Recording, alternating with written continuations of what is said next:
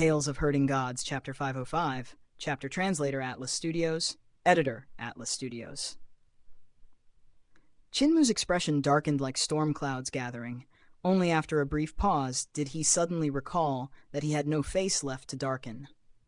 The traditions of the Heavenly Devil cult seemed utterly different from what he had once imagined. Not only was there no so-called punishment of 3 knives and 6 holes for assassinating a cult master, such an act was instead regarded as a kind of inherited virtue.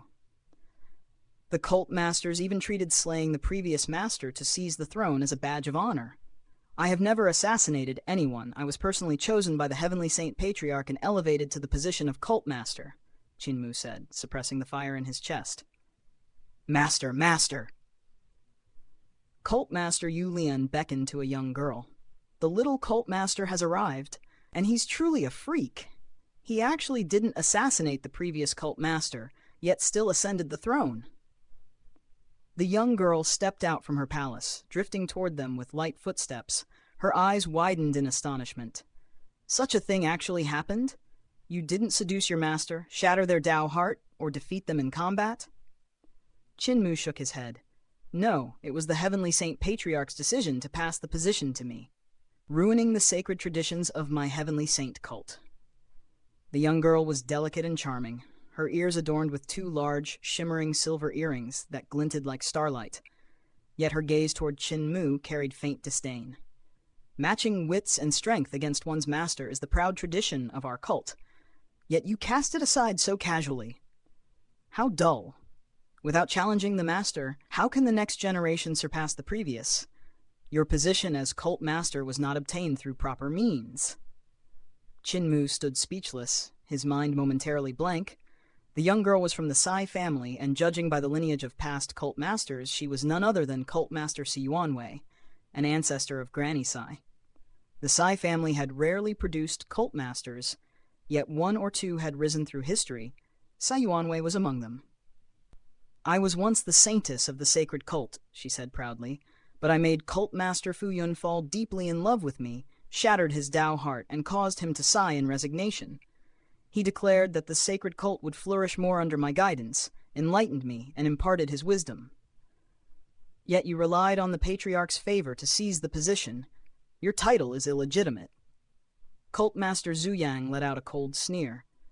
"Grand Mistress, the one who passed the position to him was my little senior uncle. Now do you see how misguided that decision was?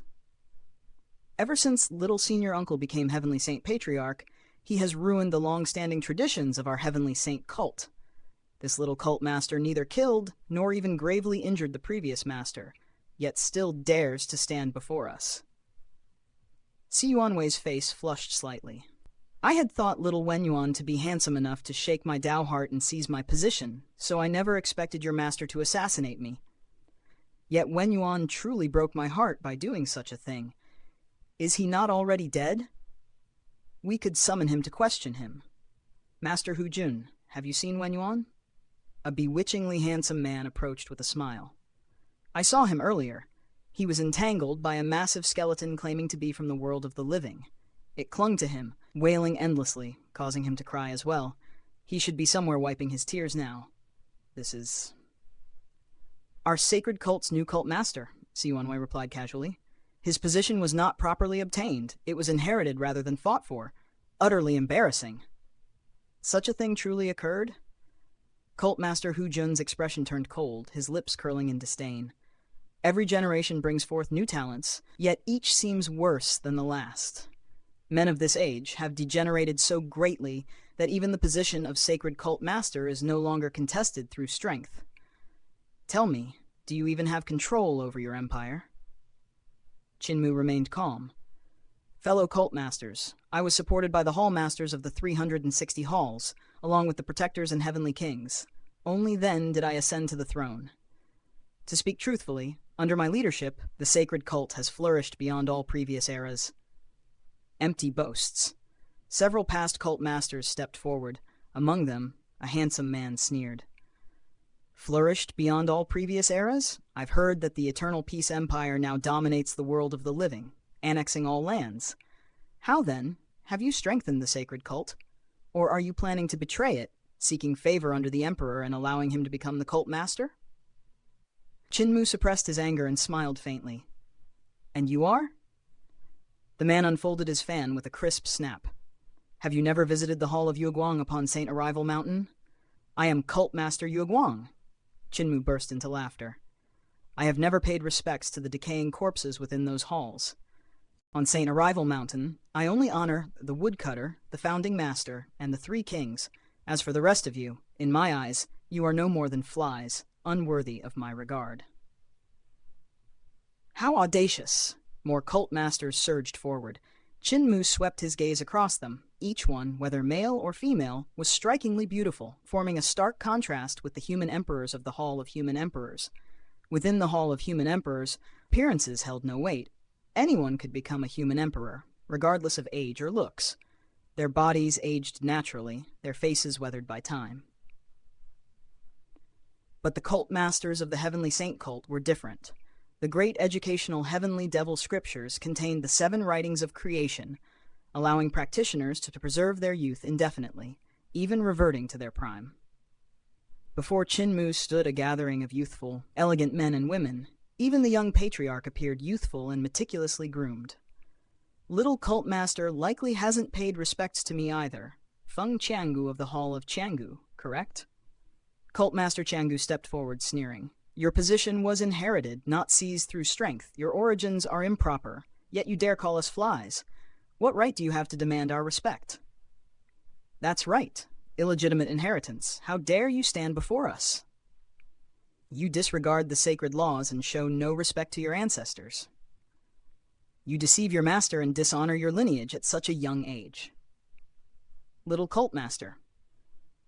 Their accusations surged like a relentless storm. Silence! Chinmu roared, his voice shaking the heavens. The world fell still. Chinmu laughed loudly, spreading his robes wide as his voice thundered across the land. When I took this position, the followers were on the brink of ruin, their lives hanging by a thread. The mess left behind by the previous cult master, Li Tianxing, was overwhelming. Yet after I ascended, I reformed the system, forged alliances with Eternal Peace, expelled Buddhism, and struck heavy blows against the Tao sect, forcing both sacred lands into submission. I restructured laws, expanded teachings, established school halls, and founded the Heavenly Saint Academy. I gathered the knowledge of all sects and paths to restore the reputation of our cult. I created the 18th sword form and established the primordial spirit within the 6 directions. My followers now span the entire realm, from the imperial preceptor of eternal peace to the lowest commoners. At every level of society, there are members of our cult. With only the cultivation of the 7 stars realm, I have accomplished all this. His gaze swept across them, cold and sharp. And you. Under your rule, the sacred cult descended into the demonic path, reviled and scorned by all. The path of the saint lies in the everyday lives of common people, yet you twisted it into a path of devils. A saint must establish virtue, merit, and teachings. What have you achieved? I respect the woodcutter for carving scriptures upon stone and passing knowledge through the ages. I respect the founding master for establishing doctrine and spreading wisdom. I respect the 3 kings for sacrificing themselves to preserve the inheritance. But you, Chinmu sneered. What merit have you established? What virtue? What teachings? You distorted the path, cultivated devil techniques, and dragged the Heavenly Saint cult into infamy. Do you even have the face to meet the ancestors? Do your accomplishments even compare to a fraction of mine? Are you worthy to be cult masters? Worthy to be sacred teachers? I did not come here for you. You are beneath notice, unworthy even to stand before me. Silence engulfed the land. Nearly 30 cult masters stood gathered, an overwhelming force in Fengdu, feared by many. Yet Chinmu's words struck like thunder, leaving all minds reeling, the air freezing with tension. Suddenly, the young patriarch's voice rang out. What's going on? Everyone's here! I'm late! I'm late! Chinmu turned and saw cold sweat dripping from the young patriarch's brow as he hurried over, the massive skeleton of Dragon Qilin trailing behind him. The young patriarch forced his way into the crowd, chuckling nervously. Cult masters, how did a simple discussion escalate into this? This is our current Heavenly Saint cult master, a rare genius of this age who upholds the teachings upon stone. Cult master Qin came to see me. Come, let's go. Come to my place for a seat. The disciples have burned many fine offerings for me. No one moved. Sweat poured down the young patriarch's face as he tugged Chinmu's sleeve. Your words were too harsh. Lower your head and apologize. Apologize? No need. Cultmaster Zuyang laughed, his tone leisurely. Cultmaster Qin's small frame conceals quite the thunderous voice. Even the deaf could hear him. We are all deeply impressed. The young patriarch's expression changed. The gentler Zuyang's smile, the greater the fury beneath it. Qinmu smiled faintly. If Cultmaster Zuyang has something to say, why not speak plainly? Zuyang's eyes gleamed. The Cultmaster should prove himself through strength, not words. Your position was obtained improperly. Since Li Tianqing is dead, we old bones shall take his place and test you. Let us see whether you are worthy of the title of Cultmaster. The young patriarch tugged desperately at Qinmu's sleeve, urging him to refuse. To fight at the same realm? Qinmu gently brushed his hand aside, smiling. Truth be told, I have already defeated every human emperor of the Hall of Human Emperors. They were all extraordinary figures. It was exhausting. As for you... His tone turned icy. If we fight at the same realm, come at me all at once. Sweat streamed down the young patriarch's face like rain. The expressions of the Cultmasters darkened. Cultmaster Yulian chuckled. Such enthusiasm, but for all of us to fight together? That is arrogance. Let me test you first. Qinmu shook his head. Your realm is insufficient. One realm is one heaven, one mindset, one pass. I stand atop the pass, seeing all clearly. I ask you to come together out of respect. If you insist on fighting alone, you overestimate yourself. The young patriarch sighed deeply. Seal your celestial being, life and death, and divine bridge, your three great divine treasures. Fight alone or together as you wish. I am not the Cultmaster. Do as you please. Cultmaster Yulian sealed his three treasures and stepped forward. With a roar, his devil technique erupted. Spectres surged forth as he moved, his mastery of the great educational heavenly devil scriptures reaching terrifying heights. These scriptures, merely fragments of my Overlord Body 3 elixir technique, yet twisted into the demonic path by you. Qinmu narrowed his eyes and struck with a palm, swift as lightning. Great overarching heavenly stars palm force. Boom Yulian was blasted backward, smashing through Hall of Zuyang, carving a human-shaped hole. He tore through wall after wall, unable to stop, until a mushroom cloud erupted 10 miles away. Before anyone could react, Qinmu had already moved behind Cultmaster Zuyang. Zuyang transformed into a shadow, darting across the ground. Qinmu stomped, splitting the earth. Zuyang was forced out of his shadow form. His black tortoise shield shattered in an instant as he was sent flying. Qinmu surged into the crowd like a phantom. Explosions rang out. Divine arts clashed chaotically. Yueguang struck Feng Qiang, whose sword pierced Si Yuanwei. The battlefield descended into chaos. The young patriarch retreated hastily. The ground shattered. Hall of Zuyang crumbled, debris rising into the sky. Figures leapt across floating ruins, shifting between shadows, beasts, and streaks of light. Dao Sword of Dao Sect traitor. Great Thunderclap Monastery technique. Little Jade Capital divine art. What sword skill is this? Bang, bang, bang! Bodies fell. Amid shattered rafters and glazed tiles, Qinmu clashed with Hu Jun. With secrets of seal word, he sealed Hu Jun's senses, then flipped yin and yang with a single motion, sending him crashing down, blood spraying. The hall split apart as Yanji attacked, but Qinmu responded with Celestial Cave and Milky Way hanging from Jade Heaven. Stars descended like a river of heaven. Crushing Yanji's technique, the Milky Way slammed him into the earth. Boom! Ruins collapsed. A massive palm imprint spanning several fields marked the battlefield. Weak old thieves, unable to withstand a single blow. Qinmu landed lightly, dusting off his robes. He looked at the stunned young patriarch and smiled. Patriarch, let's go. We have matters to discuss. Translator, Atlas Studios. Editor, Atlas Studios. Hall of Wenyuan was the dwelling of the young patriarch. Its appearance plain and worn, far inferior to the grand halls once occupied by the successive cult masters. This disparity seemed only natural. After all, the patriarch had never ascended to the position of cult master, and his standing had always been beneath theirs. Yet within Qinmu's gaze, the reason ran deeper. Precisely because the young patriarch had never borne the title of cult master, sacred teacher, he had been unburdened by its weight, able to cast aside shackles that constrained others, and accomplish feats those cult masters had never achieved. Between the young patriarch and the Eternal Peace Imperial Preceptor, there existed a bond both of master and disciple, and of kindred spirits. When the Imperial Preceptor came to seek him out, the Patriarch had willingly revealed to him the great educational Heavenly Devil Scriptures, expounding upon the broad doctrines of the Saint's path. Not only that, he personally penned a letter of recommendation, guiding that promising youth toward Tao Sect and Great Thunderclap Monastery.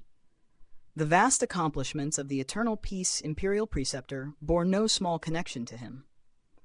Later, when the tide of reform swept through Eternal Peace, the young Patriarch's influence was woven deeply into its currents. Even the founding of Imperial College could not be separated from his involvement.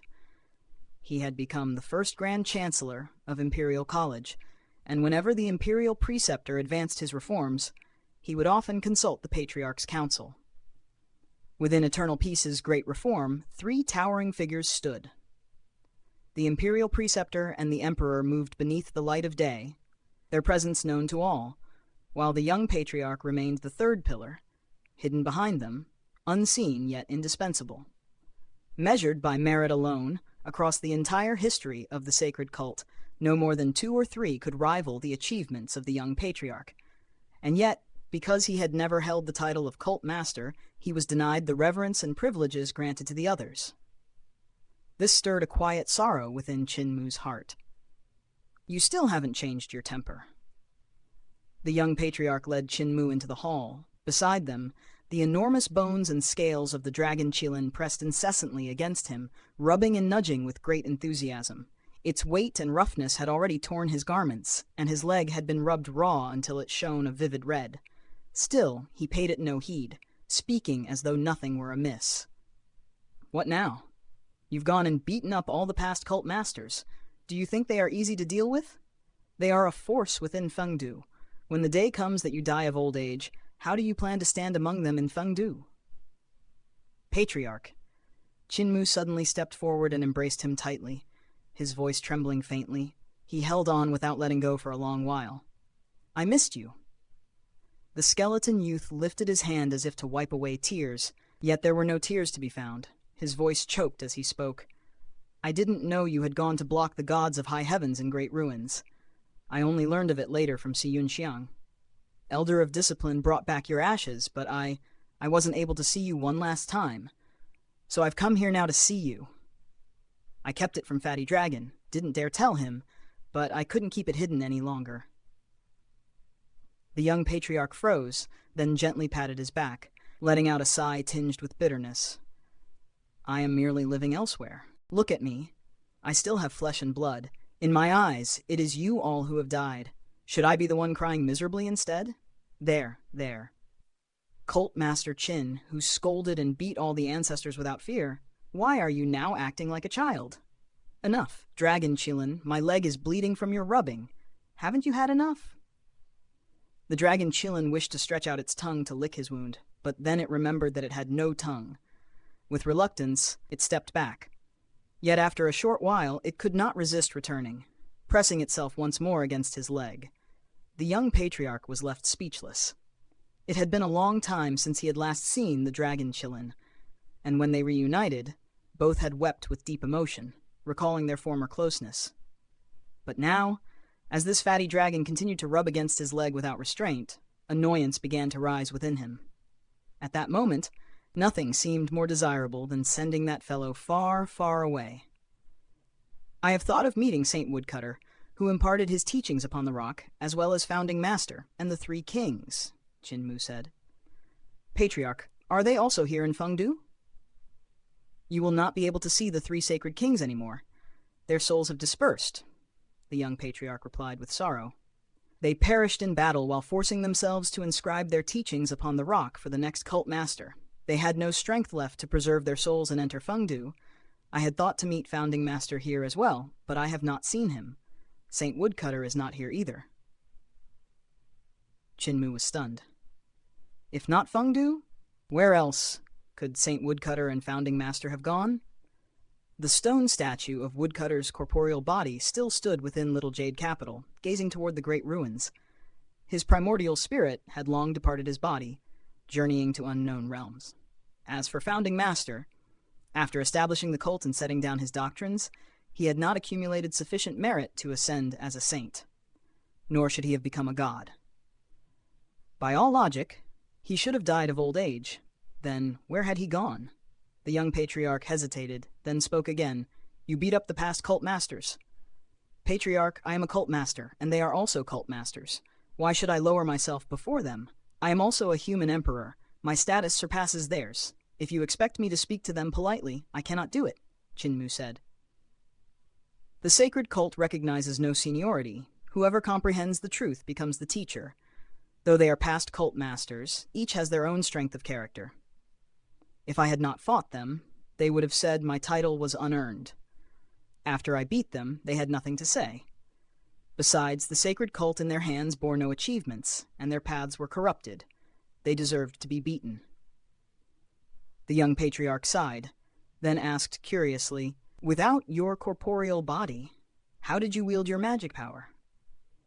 I once came here with Village Chief. It was then I realized that my transformation into a skeleton was merely an illusion. If it is an illusion, then the disappearance of my corporeal body and your return to flesh are also illusions. With Grandpa Blind's divine eyes, I could see through all illusions in Fengdu. From that moment on, I was able to use magic power and divine arts here. I can still sense my corporeal body.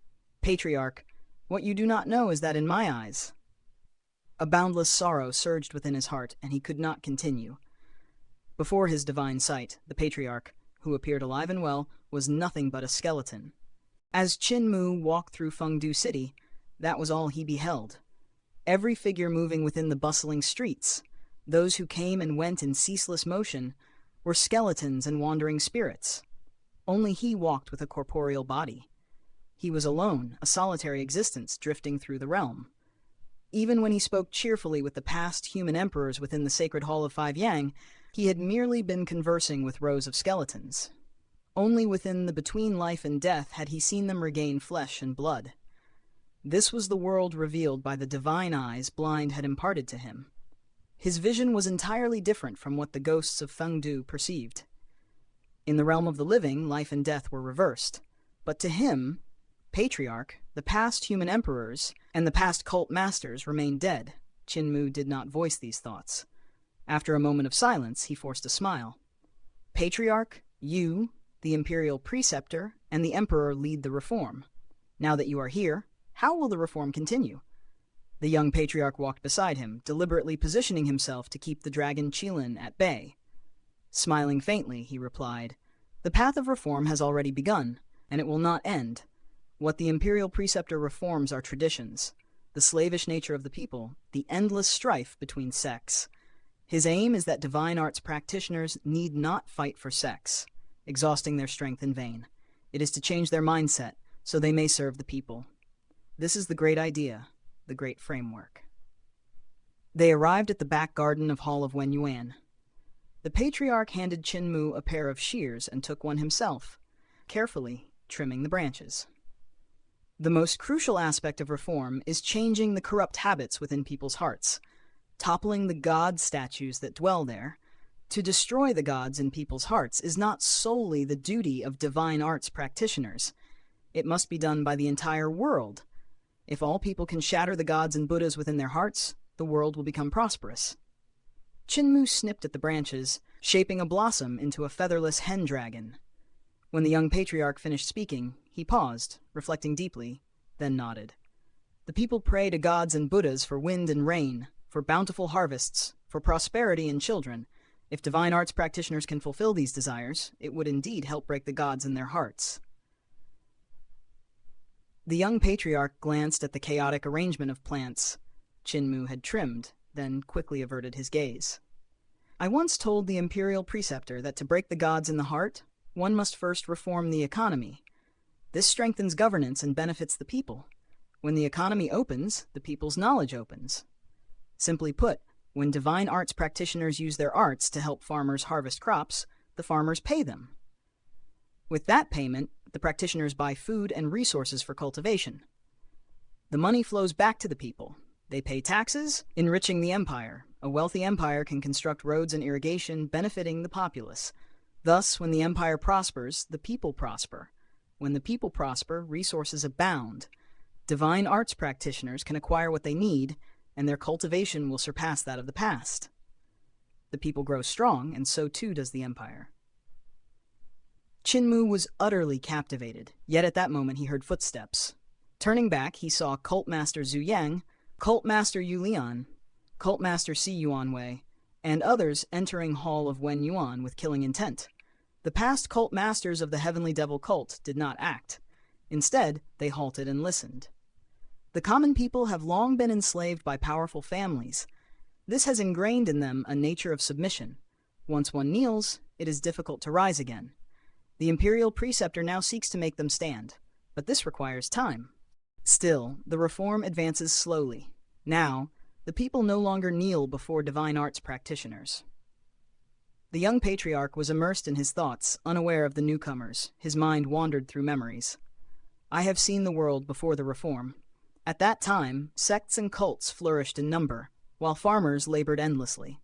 They knelt and addressed others as masters, offering meat and grain. To change this servile nature, the imperial preceptor and I spent 200 years. Once the people stand, it becomes equally difficult for them to kneel again.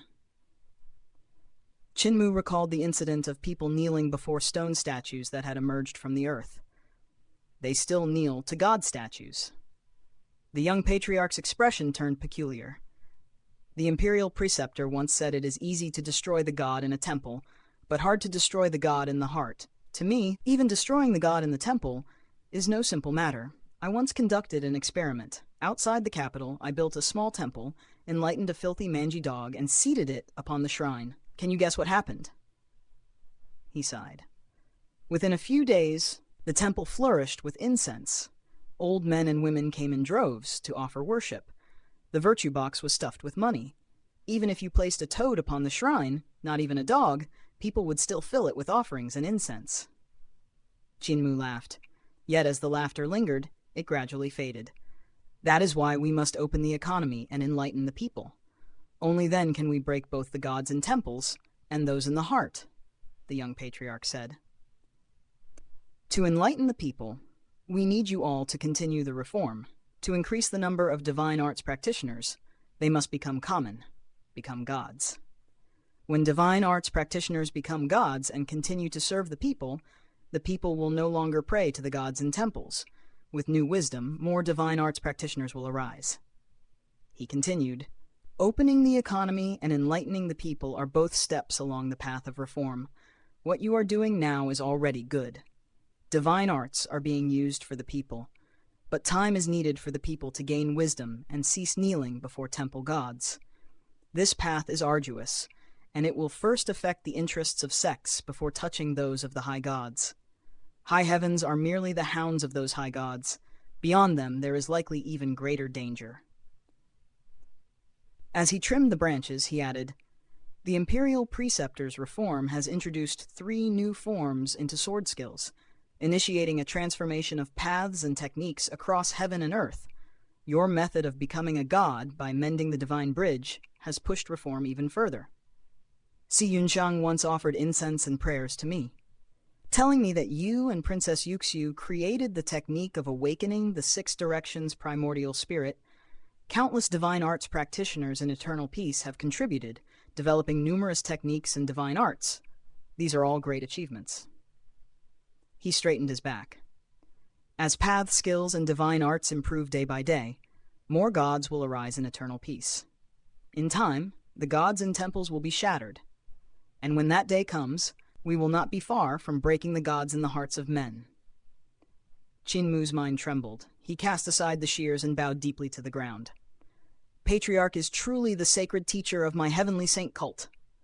The young patriarch hurriedly dropped his shears as well, lifting him up with a smile. You are the cult master sacred teacher of our cult. How can you call me sacred teacher? Quickly, rise. At that moment, all the past cult masters in the surroundings bowed deeply and spoke in unison. Sacred teacher. Only then did the young patriarch notice their presence, and he was utterly bewildered. A sacred teacher is one who is both saint and teacher. None of the past cult masters deserve this title. Only you are worthy of the reverence of all the past cult masters. The young patriarch was flustered, emotions surging within him like a tide. Tears streamed uncontrollably down his face.